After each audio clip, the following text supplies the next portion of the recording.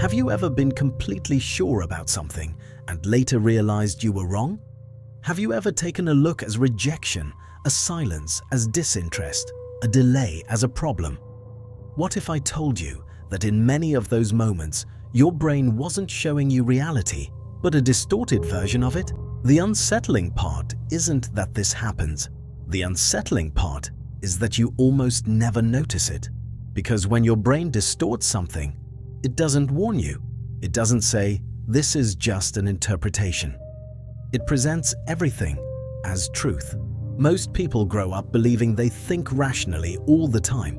But the human brain was never designed to find absolute truth. It was designed to survive. And to survive quickly, it fills gaps, predicts danger, simplifies situations, and sometimes gets it completely wrong. Thinking carefully takes energy. Thinking fast doesn't. So instead of analyzing every situation in depth, your brain creates shortcuts. And those shortcuts work sometimes, but other times they create entire stories inside your head. Imagine this: you send a message, they see it, but don't reply. Minutes pass, then an hour, then more. And without noticing, your mind starts writing a script. Maybe I said something wrong. Maybe they're upset. Maybe I messed this up. There's no proof, just silence. But your brain turned silence into meaning. This has a name. It's called mind reading. You don't know what the other person is thinking, but you act as if you do. And most of the time, you assume the worst. Not because you're weak, but because your brain prefers a bad answer over no answer at all. Now think about this. Something small goes wrong. A minor mistake, a small delay, a simple awkward moment, and suddenly, your mind doesn't see the real size of it anymore. It expands it. It stretches it into something much bigger. This is called catastrophizing. You don't just think, this wasn't good. You think, this is going to get worse. This will cause problems.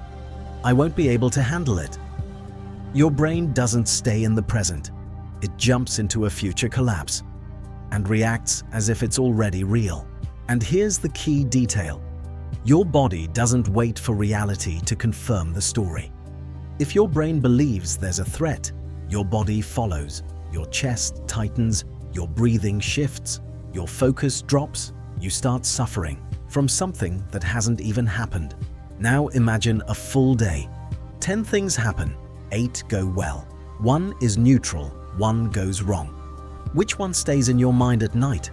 Almost always the negative one. This is the negative filter. Your brain pays more attention to what feels threatening. From a survival perspective, that makes sense. But in real life, it creates a distorted perception. You start feeling like nothing is working, even when many things are.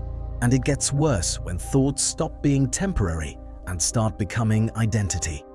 It's no longer, I made a mistake. It becomes, I am a failure. A moment becomes a label. An event becomes a definition. The more you think the same way, the more natural it feels. Your brain loves repetition. It turns patterns into automatic paths. And after a while, you don't even realize you're interpreting anymore. It just feels real. And when these patterns repeat long enough, they start shaping everything. Your conversations, your relationships, your future. You're no longer seeing reality as it is. You're seeing it through your distortion. And that's the danger. Because what hurts you is not always the situation itself. It's the automatic interpretation, the conclusion you jump to, the story you created in the dark. But there's a moment when something changes, not when life gets easier, but when you realize, maybe I'm not seeing facts, maybe I'm seeing my version of them. That realization is uncomfortable, but powerful. Questioning your thoughts isn't weakness, it's clarity. It's replacing, this is true, with, this might be true. Replacing certainty with awareness. Sometimes the shift starts with simple questions. What do I actually know? What am I assuming? Is there another explanation? These questions don't remove pain instantly, but they stop your mind from turning doubt into certainty.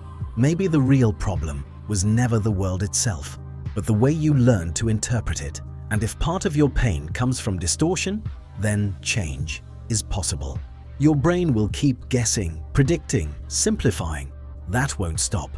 But once you see the pattern, you stop believing everything you think. And maybe that's where clarity begins, because not every thought deserves your trust. And in the next episode, you'll discover something even stranger: why you feel exhausted, even when you haven't done much at all.